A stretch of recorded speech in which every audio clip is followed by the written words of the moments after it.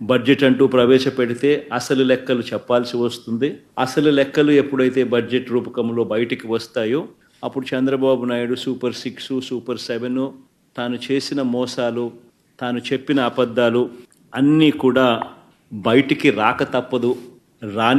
బయటికి రాని తప్పని పరిస్థితులు ఉత్పన్నమవుతాయి. కాబట్టి బడ్జెట్ తాను ఏ రకంగా పెట్టకుండా పోస్ట్పోన్ చేస్తూ చిట్ట చివరకు తాను బడ్జెట్ ప్రవేశపెట్టడం, ఆ బడ్జెట్ ద్వారా తాను ఇంతవరకు చెప్తా వచ్చిన అబద్ధాలన్నీ కూడా అబద్ధాలుగా ప్రూవ్ అయిపోయి ఉన్న పరిస్థితులను కూడా లాస్ట్ ప్రెస్ మీట్లో సుదీర్ఘంగా కూడా ఎక్స్ప్లెయిన్ చేయడం జరిగింది.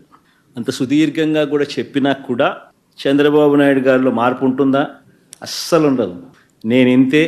నేను అబద్ధాలు ఇలాగే చెప్తాను, ఎందుకంటే నేను సూపర్ 6, సూపర్ 7 ఎగరగొట్టాలని డిసైడ్ చేసుకున్నాను, కాబట్టి నాకు జస్టిఫికేషన్ కావాలి అన్న ఒకే ఒక దృక్పథంతోనే చంద్రబాబు గారి అబద్ధాలన్నీ కూడా కొనసాగుతూ వస్తున్నాయి బడ్జెట్ ప్రవేశపెట్టినప్పటికీ కూడా. అందుకే మరొకసారి ఆయన మాట్లాడిన మాటల మేరకు ఆయనకు సంబంధించిన ఆయన మంత్రివర్గ సభ్యులు, సహచరులు మాట్లాడిన మాటల్లో వాటిని కూడా అడ్రస్ చేస్తూ కొనసాగింపుగా ఇదే బడ్జెట్ ప్రసంగం మీద నా 2వ ప్రెస్ మీట్ కూడా జరగబోతా ఉంది.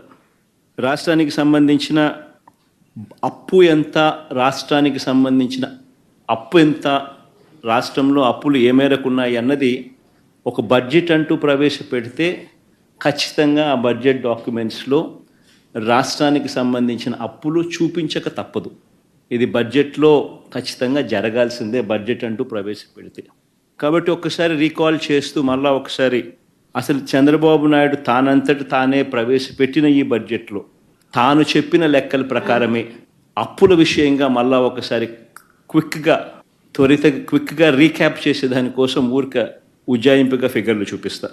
ఇది బడ్జెట్లో ఆయన ప్రవేశపెట్టిన budget documents page number 14, page number 16. ఈ 2 పేజీలు ఒకసారి చూసినట్టయితే ఆయన ప్రవేశపెట్టిన ఈ బడ్జెట్ డాక్యుమెంట్లోనే రాష్ట్రానికి సంబంధించిన అప్పులు 2018-19 సంవత్సరం అంటే తన చివరి సంవత్సరం నాటికి తాను చూపించిన బడ్జెట్ డాక్యుమెంట్ ప్రకారమే అప్పులు 2,57,000 కోట్లు తాను దిగిపోయే సమయానికి అప్పులు ఉన్నాయి అని తానంతటి తానే చూపించాడు. అంటే పబ్లిక్ డెట్ అవుట్ స్టాండింగ్. అదే మాదిరిగా పేజ్ నెంబర్ 16లో అదే 2018-19కి సంబంధించి గవర్నమెంట్ గ్యారంటీ ఇచ్చిన అప్పులు కూడా లెక్కేసుకుంటే ఎంత అంటే తానంతటి తానే 55,000 కోట్లు అని చెప్పి తానే తేల్చాడు. 2 కలిపితే రాష్ట్ర ప్రభుత్వానికి చంద్రబాబు నాయుడు దిగిపోయే టయానికి ఉన్న అప్పులు 3,13,000 కోట్ల రూపాయలుగా 3,13,000 కోట్లు అంటూ చంద్రబాబు నాయుడు గారు తాను స్వయంగా ప్రవేశపెట్టిన బడ్జెట్ డాక్యుమెంట్స్లో తానే తేల్చి చెప్పాడు. పేజ్ నెంబర్ 14, పేజ్ నెంబర్ 16 తాను ప్రవేశపెట్టిన బడ్జెట్ డాక్యుమెంట్లలో ఇదే అప్పును 2024-25 అంటే మా వైఎస్ఆర్సీపీ ప్రభుత్వం దిగిపోయే నాటికి రాష్ట్రంలో ఎంత అప్పులు ఉన్నాయి అని చెప్పి తానే తేలుస్తూ తానే ప్రవేశపెట్టిన అదే బడ్జెట్ డాక్యుమెంట్లో అదే పేజ్ నెంబర్ 14, అదే పేజ్ నెంబర్ 16లో తాను చెప్పుకొచ్చాడు. 2023-24 అంటే మన ప్రభుత్వం వైఎస్ఆర్సీపీ ప్రభుత్వం దిగిపోయే నాటికి ఉన్న అప్పులు 4,91,000 కోట్లకు ఎగబాకాయని, అదే రకంగా ప్రభుత్వం గ్యారంటీ ఇచ్చిన అప్పులు 1,54,000 కోట్లకు ఎగబాకాయని, 2 కలిపితే 2023-24 సంవత్సరం అంటే వైఎస్ఆర్సీపీ ప్రభుత్వం దిగిపోయే నాటికి 6,46,000 కోట్ల రూపాయలని చెప్పి తానే తేల్చాడు.